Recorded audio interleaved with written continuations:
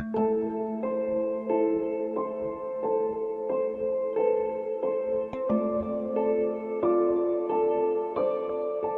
ora, ko Karis Takawingwa. This year is 50 Years of Conservation Week, and to celebrate, we've made this video showcasing some of the most successful conservation projects in the Wairarapa. Hope you enjoy. Nā reira manawa mai te pūtanga te ariki, manawa mai te pūtanga te tauira, kāia ke ki runga rupe, kāia ki rangi tāhua hua, tēnei te whatu ki au, tihei mauri ora. He tikana te tuku i ngā mihi kia koutou e ka hatonu nei ki te tautoko i tō tātou kaupapa. Tēnei o ngā wiki e aro nei kia papatua nuku ki te tai au. Ki wera o ngā taonga tamariki mokopuna o tāne. Tēnā koutou e ngā kaitiaki, koutou e ngā kai hāpai, koutou e ngā kai tautoko i te kaupapa whakahirahira, kua tau nei kei nungi a tātou i tēnei wā. Te tiaki nei i wera o ngā mokopuna, i waihotia mai e kui mā e kurama kia tātou. Ngā kōrero katoa o te ao. He kaitiaki te katoa, kia kaha, kia au, kia maia.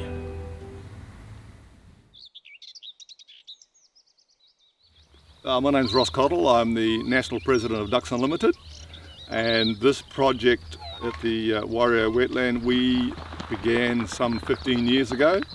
It has been, it's the basic flagship of the projects we've had throughout the country, and we're very proud of it. Well, we started off here. This particular block of land belongs to the Department of Conservation, and we approached them and asked if we could spend our money on their wetland to try and restore it. There's something like 120, 130 hectares in the block, something like say 300 acres in total, and in the ensuing 15 years we have managed to create about 100 hectares of open water and a large area of basically swampland. So of the 125 hectares, all bar about 20 or 30 hectares is now covered in water. Because of the size of it, it was pretty daunting. We decided to do it in a staged approach, so we started down the southern end where the water basically finishes up each winter. And it's a slightly lower area, so we put up a wall to retain water throughout the summer for the birds to breed in and then manage to raise their young to fledging. The first year we weren't hugely successful. The water had gone by the middle of November, early December, which was fine for the breeding part of it, but not actually for the fledging. The following years after that we followed a lower piece of the ground northwards, wherever there was a sort of a low point that water held a bit longer, we would put a low wall in to hold the water, fence it off, and then until we got up to where we're standing now, what we call stage 4, at which time someone had a bright idea to say, why don't we put a wall all the way around this whole piece and see if we can retain water for a lot longer. One of the interesting things about this place is that it actually has no natural inflow. The water used to come from Matthews Lagoon and Boggy Pond, but there's a road between us now, so there's actually no inflow, and it would dry out. One of the things that fills it with water is that when Lake Wairarapa is reasonably high and you get one of these massive winds that can come down here, it'll raise the level of Lake Wairarapa by 1 metre on the eastern side, which is where we are, and that would flop over and fill this thing up. So about 2 weeks after we'd finished this bund wall, we had one of these events, and this whole 100 acres in front of me, or 40 odd hectares, was full. And suddenly we could see the light as to how we're going to do this. So the following year we then put another bund wall down the other side, and we could hold water for the year. And over the 15-year period we've spent in excess of $250,000. So we're very proud of the project. Awesome. Been hugely successful. Dougal and Denise McKenzie, our friends of Anoki Spit, started approximately 10 years ago. Yeah, approximately 10. And the main aim for the group was controlling predators to protect our native birds on the spit and planting, especially this end of the spit, for enhancing the environment. But if I talk a little bit about the trapping for a start, and then Denise can talk about the plants. The trapping is aimed at catching the predators before they get down to the main nesting area. The traps we are involved with are Tim's kill traps, Dock 250s, which humanely kill the animals, and also the Dock 200, a slightly smaller double-ended trap. So we're concentrating on rats, obviously, mustelids, which are your weasels, stoats and ferrets. The traps are set up so that we control them coming off the farmland and then when they go down the spit. And as you can see, it's a pretty rugged environment down here. And the other thing that Denise will talk about is perhaps the plants a little bit. Yeah, just as you enter the spit on this Western Lake side, there was a big block of pretty solid gorse that we think had only been here about 50 years. So our intention was to replace the gorse with native plants. The trees, plants have to be very, very salt tolerant because it's a very exposed environment, and basically the soils are pretty poor. We're pretty much just planting in sandy areas. But the theory is that if the gorse was able to grow there, then New Zealand native plants should be able to grow there.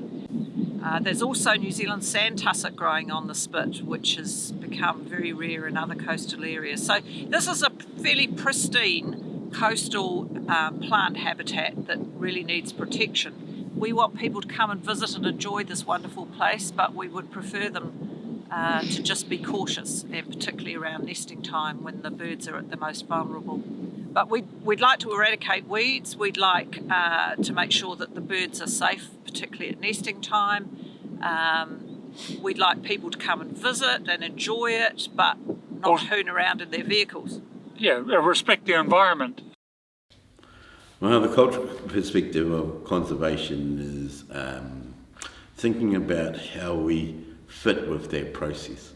So conservation is a concept where we compartmentalise different areas of land. And we say, oh, this land we need to conserve. Often we find out that's because nobody else wants it. And so where they want it for economics, it's not going to be a conservation land. And so then this kind of separation between what might be economic land, what might be conservation land, what might be any other type of land, recreational land, then is a false separation, because they're all land, and you should be thinking about how all of that land works together so that it's holistic and it's integrated. So in farming areas, they say what we want to do is leave our land in a better state for the next generation. Well, imagine if all New Zealanders were thinking that we should be leaving our land better for the next generation. Then the idea of conservation is a narrative, a way of thinking, as opposed to when you want to see conservation, come over here and we'll show you some conservation. If you need to have nutrients taken out of your soil so that it doesn't get in the waterways, and so what we're wanting to do is conserve our waterways, what we could do is use wetlands a whole lot better. So as water runs off the farm and goes into a wetland, the wetland can be taking out some of the nutrients. To have a pond that was taking out nutrients, an effluent pond, that would cost about $450,000 right now, because you need to have rubber mats and a whole range of different things. But if you put it in a wetland, that would cost $45,000. And as iwi, we've wanted to say we need more constructive wetlands. And I think we should be transparent about that. We want more constructive wetlands so that more wetland plants can be used. So more fish can be benefit from wetlands.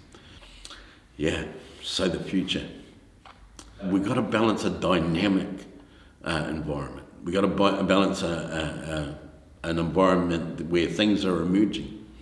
And we've got to understand how growth develops in terms of emergence but a whole range of other things in terms of how that all works together so that there's life or Māori order. And so Poutireo is about how to keep that dynamic balance. And what we have in the future now is more of a challenge not to have single crops. It's more of a challenge about how to find the balance through all the different kind of biodiversity. And so that's what I think our future should be, a balanced, dynamic environment. Hi, I'm Ronnie and I work for Pukaha National Wildlife Centre, and for the last 50 years we've been bringing the bird song back to our forest, and in those bird songs there is kiwi, kokako and kaka. So currently here at Pukaha we are doing a couple of captive breeding programs with our kiwi, our kaka and our shore plover, which are very rewarding. So we do lots of restoration work here at Pukaha as well. We do lots of trapping to kill those predators that we need to eliminate out of our forest to get our native birdsong back here in this forest. Future aspirations for Pukaha is ideally having no predators here. So the benefits to the birds that it would have if we could eliminate every predator out of our forest is that they would be able to live in harmony in the forest that they used to live in without those introduced predators. Over the next 50 years, we plan on reintroducing robin and kakariki back into our forest. So when you come to here to Pukaha, sometimes you're seeing the birds for the very first time in your life, and that could be of an older age as well. So come in, rongota Māori, feel life's essence here at Pukaha National Wildlife Centre. Hoi anō, tēnā anō tātou. Tēnā anō tātou, ka tai ki tēnei wahanga te mutunga mai, o tō tātou wiki whakanui nei i tō tātou taiao. Nā reira koutou e kaha nei ki te whakapau wera ki roto i te rao ngā mahi, i mahi ngai e koutou i roto i te wiki, te hāpai, te hiki, te tautoko, te awhi, te arahi, i ngā āhuatanga o Ranginui rā o ka Papatūnuku, tēnei mātou o te kāinga ni, ngā iwi e rua, arangi tāne ngā tika hunguru, e mihi ake nei kia koutou. Tēnā rawa te koutou me te kaupapa hāpai nei i tēnei wā. Hoi anō, kia kore ai tātou e ware, e hana i te mea ko tēnei wiki anake te wiki e huri nei, e aro nei ki te kaupapa. I ngā wā katoa, me ka tātou ki te tiaki tō tātou papakainga, ara tō tātou whāia, tō tātou ukaipo kia Papatūnuku. Nā reira, tēnei te mihi, tēnā koutou, tēnā koutou, tēnā koutou katoa. Thank you for watching. Hopefully this gave you some insight into some of the amazing work going on in our region and encouraged you to take part in conservation.